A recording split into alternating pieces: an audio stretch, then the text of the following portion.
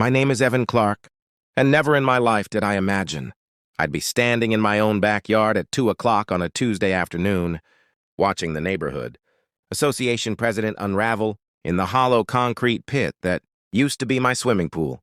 Yet there she was, Marjorie Hensley, clutching a faded pool noodle like it was the last life raft on a sinking cruise ship, shouting at two bewildered police officers about the theft of community assets. "He emptied it on purpose," she screeched, her voice sharp enough to set off a chorus of barking from the neighbor's terrier.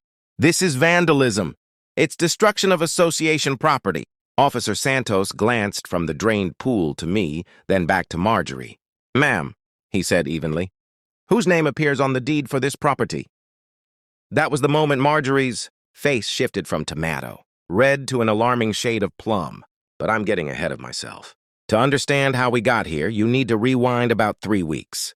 It was a quiet Saturday morning in Brookvale Estates, and I was on my patio with a cup of coffee when Marjorie Hensley materialized at my back gate. As the self-anointed queen of our homeowners association, Marjorie had a rare gift for transforming tiny neighborhood inconveniences into full-blown bureaucratic disasters. She once tried to fine the Danners $800 because their garden gnome's hat hadn't been pre-approved by the design committee. "Evan, we need to talk about the summer soak celebration," she declared, letting herself in without so much as a knock.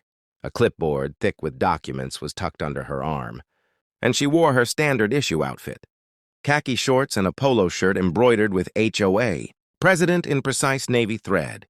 "The what now?" I asked, lowering my mug. "The Brookvale Estates Summer Soak Celebration," she repeated slowly, as if explaining colors to a toddler. "It's scheduled for next Saturday, and we'll be using your pool from noon until 8. I nearly spit out my coffee. "You'll be using my pool?" Marjorie flipped through her paperwork with the smug confidence of someone who'd practiced for the role of dictator all her life.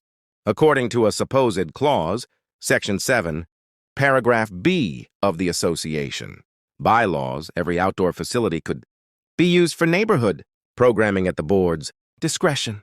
"Marjorie, this is my pool. I bought it. I care for it. It sits squarely on my land." She brushed that aside with a theatrical wave. "Minor details," she said. "The flyers are already printed. We've scheduled aqua fitness at 1, kids lap relays at 3, and the adults cocktail hour at 6. Have it professionally serviced by Thursday, and for heaven's sake, get rid of that gaudy flamingo float. It clashes with our visual guidelines." Before I could answer, she was already moving toward the gate. "Oh, and Evan stocked the pool house with towels, the plush ones, not those thin, scratchy ones you always keep," she called over her shoulder. After she left, I did what any sensible person would. I rang my lawyer buddy, Mark Holloway. He laughed for a solid 30 seconds, then confirmed my hunch. There was no Section 7, Paragraph B. Marjorie had invented it out of thin air. Private property stays private. She had no legal authority to appropriate my pool for a neighborhood function. "She's banking on people not checking," Mark said. "Most folks just roll over when the HOA head lays down a decree. If you want to teach her a lesson," he added, "I've got a clean plan." Mark's plan was glorious in its simplicity. If Marjorie intended to use my pool without permission, she would need water in it, and there was no ordinance forcing me to keep it filled. The week flew by. Marjorie bombarded me with daily emails about ideal water temps, chemical balance, and how to arrange the lounge chairs. She even left a box of party supplies on my porch, inflatable palm trees, and a banner proclaiming, "Dive into summer with your HOA." I ignored every one of her messages. The night before the so-called celebration, I put Mark's idea into motion. At 10 that evening, I switched on the drain pump. I already had a perfectly sound explanation. If anyone questioned me, a small fracture in the deep end that required patching. And you can't fix concrete with 12,000 gallons of chlorinated water pressing down on it. By 6 the next morning, my bright blue retreat had turned into a sun-bleached basin of bare concrete. I sat on the patio, coffee steaming beside me, as the first guests started trickling in around 11:30.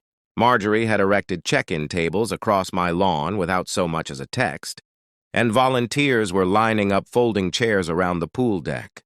I watched, half amused, as teenagers in swim trunks hauled coolers of soda through my gate. Right at noon, Marjorie appeared, draped in a floral beach cover-up and oversized sunglasses, leading a caravan of swimsuit-clad neighbors. She was mid-speech about strengthening community bonds when she reached the pool edge and froze so suddenly that 3 people bumped straight into her. The silence that followed was delicious. 24 residents in beach attire stood gaping at the bone-dry pit, while Marjorie's jaw worked open and shut like a fish that had expected water and found none. "Evan!" she shrieked, stomping toward me as I calmly lifted my mug. "What did you do?" "Oh, hey, Marjorie," I said pleasantly. "Had to empty it last night. Found a hairline crack. You know, safety first. Wouldn't want the association held liable if someone got hurt." Her face cycled through half the color wheel before she settled on crimson. "You did this deliberately. You sabotaged the summer soak celebration." "Sabotage?" I repeated, feigning confusion. "I'm just taking care of my private property. Speaking of which, why exactly are all these people in my yard? I don't recall sending invitations." That was when Marjorie made her fatal misstep. She yanked out her phone, hit 9011, and declared for everyone to hear, "I'd like to report a crime. The vice president of our neighborhood association has intentionally destroyed shared property to obstruct an approved community event." While we waited for the police, Marjorie did her best to rally the neighbors. "This is what happens when people stop respecting our community order," she proclaimed, voice trembling with fury. "Evan Clark has robbed your children of their summer." Most folks just shifted awkwardly. A few started edging toward the exit gate, and the truly wise were already walking home to change out of their swimwear. When Officers Santos and Dawson arrived, Marjorie launched into a grand, breathless monologue that painted me as some sort of poolside insurgent. She waved her clipboard for emphasis, gestured at the barren pool, and even brandished her event flyers like exhibits in a courtroom. Officer Santos listened politely before turning to me. "Sir, this is your property?" "Yes, officer," I replied, handing over the deed.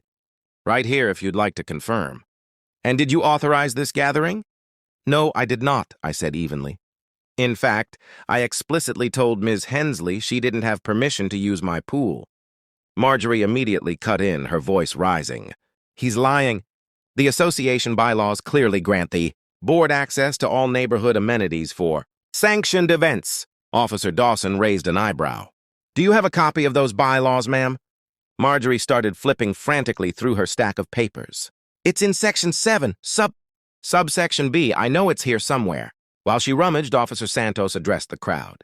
"Unless the property owner has given written permission, you're all trespassing. I suggest everyone head home." The retreat was immediate. Within 5 minutes, my yard was empty except for Marjorie, the 2 officers, and me. Streamers drooped in the breeze, and one lonely inflatable palm tree toppled into the dirt. "This isn't over," Marjorie snapped, her face tight with rage. "I'm filing an official grievance with the board. You'll be fined and censured." "Actually," I said, pulling out my phone, "I already filed one, trespassing. Harassment and falsifying HOA authority. I've got emails where you admitted this was private property, but decided to proceed anyway." Officer Dawson's eyebrows rose. "Ma'am, did you tell residents they had legal access to private land without the owner's consent?" Marjorie's mouth opened, closed, then opened again. Well, the community, the greater good."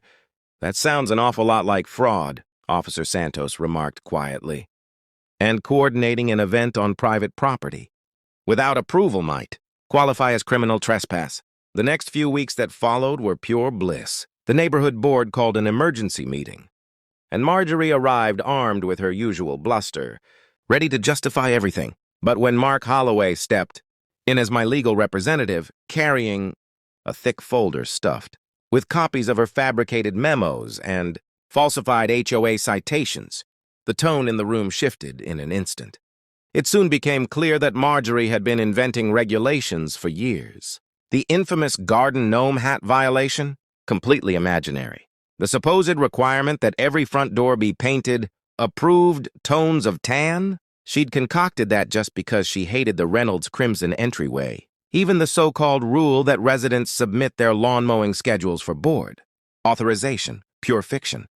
By the end of the night, the board voted unanimously to strip her of her title and bar her from any future leadership role. But the fallout didn't stop there. Several neighbors began filing claims to recover fines they'd paid under her bogus rules.